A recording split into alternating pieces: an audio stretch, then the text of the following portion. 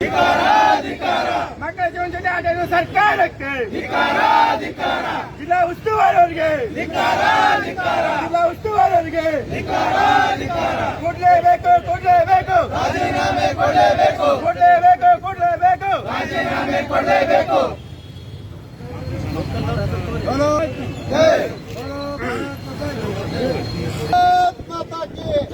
ಸಮರ್ಪಕವಾಗಿ ಪರಿಸ್ಥಿತಿ ನಿಭಾಯಿಸುವಲ್ಲಿ ವಿಫಲವಾದ ಕಾಂಗ್ರೆಸ್ ಸರ್ಕಾರಕ್ಕೆ, ಪೊಲೀಸರ ನೇಮಕಾತಿ ನಿಭಾಯಿಸುವಲ್ಲಿ ಕಾಂಗ್ರೆಸ್ ಸರ್ಕಾರಕ್ಕೆ ಭಾರತ್ ಮಾತಾ ಕಿ, ಭಾರತ್ ಮಾತಾ ಕಿ, ಭಾರತ್ ಮಾತಾ ಕಿ, ಭಾರತ್ ಮಾತಾ ಕಿ. ಪರೀಕ್ಷಾ ವ್ಯವಸ್ಥೆಯನ್ನು ಹದಗೆಡಿಸಿದ ಜಿಲ್ಲಾಡಳಿತಕ್ಕೆ, ಪರೀಕ್ಷಾ ಆಡಳಿತವನ್ನು ಹದಗೆಡಿಸಿದ ಜಿಲ್ಲಾಡಳಿತಕ್ಕೆ,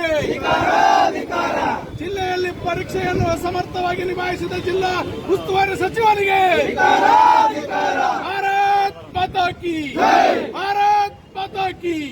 ಬೇಕೇ ಬೇಕು, ಬೇಕೇ ಬೇಕು, ಅಯ್ಯಯ್ಯೋ ಅಯ್ಯಯ್ಯೋ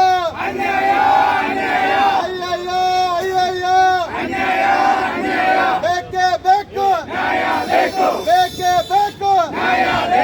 ಎಲ್ಲಿಯವರೆಗೆ ಹೋರಾಟ, ಎಲ್ಲಿಯವರೆಗೆ ಹೋರಾಟ. ಮಕ್ಕಳ ಭವಿಷ್ಯ ಜೊತೆಗೆ ಆಟವಾಡಿದ ಕಾಂಗ್ರೆಸ್ ಸರ್ಕಾರಕ್ಕೆ, ಮಕ್ಕಳ ಭವಿಷ್ಯದ ಜೊತೆಗೆ ಆಟವಾಡಿದ ಕಾಂಗ್ರೆಸ್ ಸರ್ಕಾರಕ್ಕೆ, ಮಕ್ಕಳ ಭವಿಷ್ಯದ ಜೊತೆಗೆ ಆಟವಾಡಿದ ಕಾಂಗ್ರೆಸ್ ಸರ್ಕಾರಕ್ಕೆ ಭಾರತ್ ಮಾತಾ ಕಿ.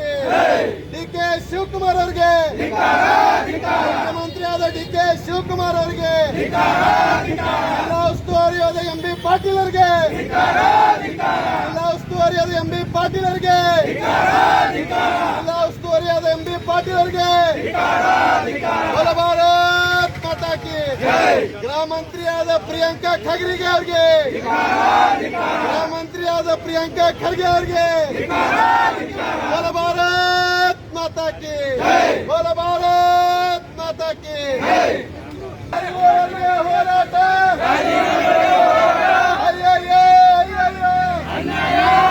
ಅಯ್ಯಯ್ಯೋ ಅಯ್ಯಯ್ಯೋ. ಭಾರತ್ ಮಾತಾ ಕಿ, ಭಾರತ್ ಮಾತಾ ಕಿ.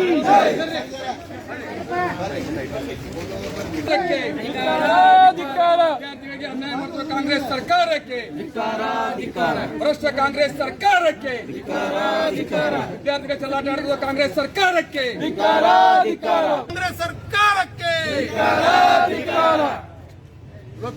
ಕೆಇಎ ಅಂದ್ರೆ ಕರ್ನಾಟಕ ಎಕ್ಸಾಮಿನೇಷನ್ ಅಥಾರಿಟಿ ಅನ್ನುವಂಥದ್ದೇನಿದೆ ಕರ್ನಾಟಕ ರಾಜ್ಯದಲ್ಲಿ, ಇದು ಪೊಲೀಸ್ ಕಾನ್ಸ್ಟೇಬಲ್ ಹುದ್ದೆಗೆ ಪೂರ್ವ ತಯಾರಿ ವಿಷಯವಾಗಿ ಒಂದು ಟೆಸ್ಟ್ ಅನ್ನು ಕಂಡಕ್ಟ್ ಮಾಡಲಾಗಿತ್ತು. ಈ ವಿಜಯಪುರ ಜಿಲ್ಲೆಯಲ್ಲಿ 61 ಪರೀಕ್ಷಾ ಕೇಂದ್ರಗಳನ್ನು ಗುರುತು ಮಾಡಿದಂತ ಜಿಲ್ಲಾಧಿಕಾರಿಗಳು ತಿಕೋಟದಲ್ಲಿ ವಿಫಲವಾಗಿದ್ದಾರೆ ಅಂತ ಹೇಳಲು ನಾವು ಬಯಸ್ತೇವೆ. ತಿಕೋಟದಲ್ಲಿ ಏನಾಗಿದೆ ಅನ್ನುವಂಥದ್ದನ್ನ ಇಲ್ಲಿವರೆಗೂ ಪ್ರಕರಣ ಸಂಪೂರ್ಣವಾಗಿ ಏನು ಪರೀಕ್ಷಾ ಅಭ್ಯರ್ಥಿಗಳಿದ್ದಾರೆ ಆ ಪರೀಕ್ಷಾ ಅಭ್ಯರ್ಥಿಗಳಿಗೆ ಸರಿಯಾದ ಇನ್ನೂತನ ಮಾಹಿತಿ ಕೊಡ್ತಾ ಇಲ್ಲ. ಅಲ್ಲಿದ್ದಂತ KEA Karnataka examination authority Prasanna ಅನ್ನೋರು ಏನ್ ಹೇಳ್ತಾರೆ, ಅವರು ಪರೀಕ್ಷಾ ಕೇಂದ್ರದಿಂದ ಹೊರಗಡೆ ಹೋಗಬಾರ್ದು ಅಂತ ಹೇಳ್ತಾರೆ. ಪರೀಕ್ಷಾ ಕೇಂದ್ರದಲ್ಲಿ ಅರ್ಧ ಗಂಟೆ ಪತ್ರಿಕೆಯನ್ನು ಕೊಡೋ ಸಲುವಾಗಿ ತಡ ಯಾಕೆ ಮಾಡಿದ್ರು? ಅಲ್ಲಿದ್ದಂತ ಪ್ರಾಂಶುಪಾಲರಿಗೆ ಇಲ್ಲಿವರೆಗೂ ಯಾವುದೇ ರೀತಿಯ ಕಾನೂನು ಕ್ರಮ ಇಲ್ಲ. ಪರೀಕ್ಷಾ ಕೇಂದ್ರದಲ್ಲಿದ್ದಂತ ವಿದ್ಯಾರ್ಥಿಗಳಿಗೆ ಪ್ರಶ್ನೆ ಪತ್ರಿಕೆ ಮತ್ತು OMR ಸೀಟ್ಗಳನ್ನು ಕೊಡಕ್ಕೆ ಅರ್ಧ ಗಂಟೆ ಲೇಟ್ ಮಾಡಿದಾಗ ವಿದ್ಯಾರ್ಥಿಗಳು ಸಹಜವಾಗಿ ಗಾಬರಿ ಆದರು ಮತ್ತು ಕೊಟ್ಟಂತ OMR ಸೀಟು ಮತ್ತು ಕೊಟ್ಟಂತ ಪ್ರಶ್ನೆ ಪತ್ರಿಕೆ ಎರಡೂ ಕ್ರಮ ಸಂಖ್ಯೆ ಒಂದೇ ಇರಬೇಕು ಅನ್ನುವಂಥದ್ದೇನೋ ಅವ್ರ ತಲೆಯೊಳಗೆ ಕೂತ್ಕೊಂಡ್ಬಿಡ್ತು. ಇದರಲ್ಲಿ ಏನೋ ಮಸಲತ್ತಾಗಿದೆ ಅಂತ ತಿಳ್ಕೊಂಡು ವಿದ್ಯಾರ್ಥಿಗಳು ಏನು ಆ ಎಕ್ಸಾಮಿನೇಷನ್ ಹಾಲಿಂದ ಹೊರಗಡೆ ಬರೋ ಪ್ರಯತ್ನ ಮಾಡಿದರು. ಆಗ್ಲೇನೆ ನೀವು ಅರ್ಧ ಗಂಟೆ ಲೇಟ್ ಆದಾಗಲೇ ಅಲ್ಲಿದ್ದಂತ ಶಾರದಾ ಏನು ಕಾಲೇಜ್ ಇತ್ತು ಆ ಕಾಲೇಜ್ ಪ್ರಾಂಶುಪಾಲರ್ ಆಗಿರ್ಬೋದು, ಅಲ್ಲಿ ಎಕ್ಸಾಮಿನೇಷನ್ ನಡೀತಕ್ಕಂಥ ಸೂಪರ್ವೈಸರ್ಗಳಾಗಿರ್ಬೋದು, ವಿದ್ಯಾರ್ಥಿಗಳಿಗೆ ಅರ್ಧ ಗಂಟೆ ಲೇಟ್ ಆಗಿದೆ, ನಿಮಗೆ ಅರ್ಧ ಗಂಟೆ ನಾವು ಹೆಚ್ಚಿನ ಅವಕಾಶ ಕೊಡ್ತೀವಂತ ಆ ಎಕ್ಸಾಮಿನೇಷನ್ ಹಾಲ್ ಅಲ್ಲಿ ಹೇಳಿದ್ರೆ ಇದು ಅವರು ವಿದ್ಯಾರ್ಥಿಗಳು ತಮ್ಮ ಭವಿಷ್ಯವನ್ನು ಹಾಳು ಮಾಡ್ಕೊಳ್ಳುವಂತ ವಿದ್ಯಾರ್ಥಿಗಳಿಗೆ ಯೋಚನೆ ಇರೋದಿಲ್ಲ. ಅವರೇನು ಎಕ್ಸಾಮಿನೇಷನ್ ಹಾಲನ್ನ ಹೊರಗಡೆ ಬೇಕಾಬಿಟ್ಟಿಯಾಗಿ ಬಂದಿಲ್ಲ. ಈ ಪೊಲೀಸ್ ಇಲಾಖೆಯಲ್ಲಿ ತಮಗೆಲ್ಲ ಗೊತ್ತಿರೋ ಹಂಗಿನೇ ಎಷ್ಟೋ ವರ್ಷಗಳಾಯ್ತು ಕರೆದೇ ಇದ್ದಲ್ಲಿ ವಿದ್ಯಾರ್ಥಿಗಳು ನಸಿಕಿನ 5 ಗಂಟೆಗೆ ಎದ್ದು ತಾವು ತಮ್ಮ ಯೋಗಾಸನ, ರನ್ನಿಂಗು, ವ್ಯಾಯಾಮ, ವಾಕಿಂಗು, ಹೊಟ್ಟೆಗೆ ತಿನ್ನಕ್ಕೆ ಅನ್ನ ಇಲ್ಲ ಅಂದ್ರೂ ಸಹಿತ ಭಿಕ್ಷಾ ಬೇಡಿ ಅನ್ನ ತಿಂದು ಇವತ್ತು ವಿದ್ಯಾರ್ಥಿಗಳು ಫಿಸಿಕಲ್ ಫಿಟ್ನೆಸ್ ಆಗಿ ಎಲ್ಲ ಮಾಡ್ಕೊಂಡು ರೆಡಿ ಇದ್ದಾರೆ. ಅಂತ ವಿದ್ಯಾರ್ಥಿಗಳು ಏನು ಆ ಎಕ್ಸಾಮಿನೇಷನ್ ಹಾಲಲ್ಲಿ ಏನು ರಾಜಕೀಯ ಮಾಡಕ್ಕೆ ಹೊರಗಡೆ ಹೋರಾಟಕ್ಕೆ ಬಂದ್ರ? ಏನು ನೀವು ಕಾಂಗ್ರೆಸ್ ಸರ್ಕಾರನವರು ಈ ವಿದ್ಯಾರ್ಥಿಗಳ ಭವಿಷ್ಯಕ್ಕೆ ಏನು ಭವಿಷ್ಯವನ್ನ ಹಾಳು ಮಾಡ್ತಾ ಇದ್ದೀರಿ? ಇದು ತಮಗೆ ಗೊತ್ತಾಗ್ತಾ ಇಲ್ವಾ? ಡಾಕ್ಟರ್ ಆನಂದ್ ಅವರು ಹೇಳ್ತಾರೆ, ಯಾರು ಈ ಜಿಲ್ಲಾಧಿಕಾರಿಗಳಂತ ಅವರು ಹೇಳ್ತಾರೆ, ಅರ್ಧ ಗಂಟೆ ತಡವಾಗಿ ಕೊಟ್ಟಂತ ಪ್ರಶ್ನೆ ಪತ್ರಿಕೆ ಬಗ್ಗೆ ಅವರು ಎಲ್ಲಿ ಉಲ್ಲೇಖ ಮಾಡಿಲ್ಲ. ಅಲ್ಲಿ ವಿದ್ಯಾರ್ಥಿಗಳು ಹೊರಗಡೆ ಬಂದ ತಕ್ಷಣ ತಮ್ಮ ಮಾಧ್ಯಮದ ಮುಂದೆ ಸ್ಟೇಟ್ಮೆಂಟ್ ಕೊಡ್ತಾರೆ, ಅರ್ಧ ಗಂಟೆ ಲೇಟ್ ಆಗಿ ನಮಗೆ ಪತ್ರಿಕೆ ಕೊಟ್ಟರು, OMR ಶೀಟ್ ಮತ್ತು ಪ್ರಶ್ನೆ ಪತ್ರಿಕೆ ಸಂಖ್ಯೆ ಎರಡು ಸರಿ ಇರಲಿಲ್ಲ, ಅದಕ್ಕಾಗಿ ನಾವು ಹೊರಗಡೆ ಬಂದಿವಿ ಅಂತ ಹೇಳ್ತಾರೆ. ಹಾಗಿದ್ರೆ ನೀವು ಈ ಪರೀಕ್ಷೆ ನಡೀತಾ ಇರ್ತಕ್ಕಂಥದ್ದು 90 ನಿಮಿಷದ ಪರೀಕ್ಷೆ. ಸ್ವಲ್ಪ ಲಾಜಿಕ್ ಅನ್ನ ತಾವೆಲ್ಲ ತಿಳ್ಕೊಳ್ಳುವಂಥದ್ದು ಮಾಡೋಣ. 90 ನಿಮಿಷದ ಪರೀಕ್ಷೆಯಲ್ಲಿ ಅರ್ಧ ಗಂಟೆ ಲೇಟ್ ಆದ ನಂತರ ಉಳಿದಂತ 60 ನಿಮಿಷದ ಪರೀಕ್ಷೆಯಲ್ಲಿ ಹೊರಗಡೆ ವಿದ್ಯಾರ್ಥಿಗಳ ಪ್ರಶ್ನೆ ಪತ್ರಿಕೆ ಮತ್ತು OMR ಶೀಟ್ ಅನ್ನು ಹೊರಗಡೆ ತಗೊಂಡು ಬಂದ್ಬಿಟ್ರು ಕಂಪೌಂಡ್ ಹೊರಗಡೆ. ಹಾಗಿದ್ರೆ ಪ್ರಶ್ನೆ ಪತ್ರಿಕೆ ಲೀಕ್ ಅಂತ ಆಗೋದಿಲ್ವಾ ಇದು? ಪ್ರಶ್ನೆ ಪತ್ರಿಕೆ ಲೀಕ್ ಅಂತ ಆಗೋದಿಲ್ವಾ ಇದು? 1 ಗಂಟೆ ಮುಂಚಿತವಾಗಿ ಪ್ರಶ್ನೆ ಪತ್ರಿಕೆ ಆ ಪರೀಕ್ಷಾ ಏನು ಕೇಂದ್ರದಿಂದ ಹೊರಗಡೆ ಬರ್ತದಂದ್ರೆ ಇದು ನಿಶ್ಚಿತವಾಗಿ ಪ್ರಶ್ನೆ ಪತ್ರಿಕೆ ಲೀಕ್ ಅಂತಾನೆ ಅರ್ಥ. ಆ ಪ್ರಶ್ನೆ ಪತ್ರಿಕೆ ಲೀಕ್ ಆಗಿದ್ದರಿಂದ ಈ ಏನು ಪರೀಕ್ಷೆಯನ್ನ ಇನ್ನೊಂದು ಬಾರಿ ನಡೆಸಲೇಬೇಕು. ಇದು ಪ್ರಾಧಿಕಾರ ಮತ್ತು ಯಾವುದು KE ಅವರು ಪ್ರಸನ್ನ ಅವರು ತಿಳ್ಕೋಬೇಕು, ಇಲ್ಲಿದ್ದಂತ ಜಿಲ್ಲಾಧಿಕಾರಿಗಳು ತಿಳ್ಕೋಬೇಕು. ಇಲ್ಲಿವರೆಗೂ ಆ ಪರೀಕ್ಷಾ ಆಡಳಿತಕ್ಕೆ ಅಂದ್ರೆ ಏನು ಪ್ರಿನ್ಸಿಪಾಲ್ಗೆ, ಆ ಶಾಲೆಯ ಪ್ರಿನ್ಸಿಪಾಲ್ ಜೊತೆ ಕ್ರಮ ಇಲ್ಲ.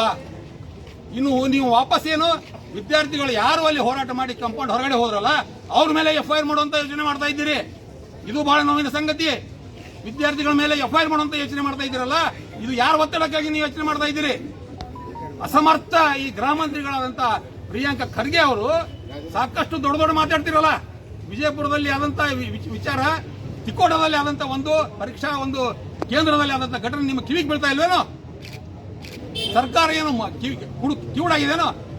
ಹೀಗಾಗಿ ಅದಕ್ಕಾಗಿ ನಾನು ಹೇಳ್ತೇನೆ, ಈ ಹೋರಾಟದ ಮುಖಾಂತರ ಇಲ್ಲಿದ್ದಂತ ಉಸ್ತುವಾರಿ ಸಚಿವರಾದಂತಹ MB ಪಾಟೀಲ್ ಅವರಿಗೆ ಮತ್ತು ಆಡಳಿತ ಹುದ್ದೆಯಲ್ಲಿದ್ದಂತ ಡಾಕ್ಟರ್ K ಆನಂದರ್ ಅವರಿಗೆ, ಜಿಲ್ಲಾಧಿಕಾರಿಗಳಿಗೆ ಈ ಹೋರಾಟದ ಮುಖಾಂತರ ನಾವು ಒಂದು ಸಂದೇಶ ಕೊಡಕ್ಕೆ ಬಯಸ್ತೇವೆ. ಆ ಅನ್ಯಾಯಗೊಳಗಾದಂತಹ ವಿದ್ಯಾರ್ಥಿಗಳಿಗೆ ಮತ್ತು ಆಗಲೇ ಪ್ರಶ್ನೆ ಪತ್ರಿಕೆ 1 ಗಂಟೆ ಮೊದಲೇ ಹೊರಗಡೆ ಬಂದಂತ ಪ್ರಶ್ನೆ ಪತ್ರಿಕೆ ಲೀಕ್ ಅಂತ ಘೋಷಣೆ ಮಾಡಿ ಇನ್ನೊಂದ್ಸರಿ ನೀವು ಪರೀಕ್ಷೆಯನ್ನ ಕಂಡಕ್ಟ್ ಮಾಡಬೇಕನ್ನುವಂತ ಹೋರಾಟದ ನಮ್ಮ ಆಗ್ರಹ ಇದೆ. ಮತ್ತು ಈ ಮುಂದಿನ ದಿವಸನಾಗ ಇದನ್ನು ನೀವು ಇದೇ ರೀತಿ ಮುಂದುವರಿಸಿದರೆ ಬಹಳ ದೊಡ್ಡ ಹೋರಾಟ ಆಗಬೇಕಾಗುತ್ತೆ. ಇದು ಜಂತರ್ ಮಂತರ್ ವಿಜಯಪುರ ಮೈದಾನ ಆಗಕ್ಕೆ ಯಾವುದೇ ರೀತಿ ಸಂಶಯ ಇಲ್ಲ ಅನ್ನುವಂತ ಮಾತನ್ನ ಹೇಳ್ತಾ ಇವತ್ತಿಗೆ ನನಗೆ ಮಾತಾಡಕ್ಕೆ ಅವಕಾಶ ಮಾಡಿಕೊಟ್ಟಂತ